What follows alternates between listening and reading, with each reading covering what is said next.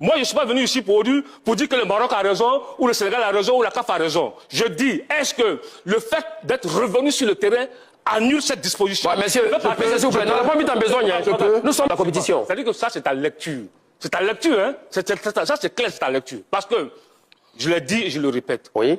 Le football est régi par des lois. Ça, on le sait. La Confédération africaine de football est régie par des lois.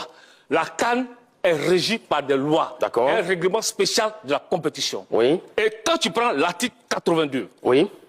L'article 82 dit quoi?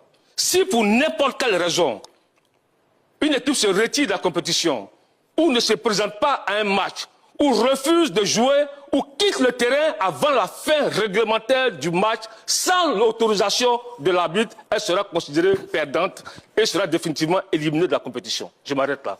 Donc là, le fait de revenir sur le terrain, après de sortir... D'abord, il y a une rupture du match, et vous revenez... Quitter le terrain. Oui. Le fait de revenir sur le terrain, est-ce que ça annule cet article 42? Voici là la bataille juridique.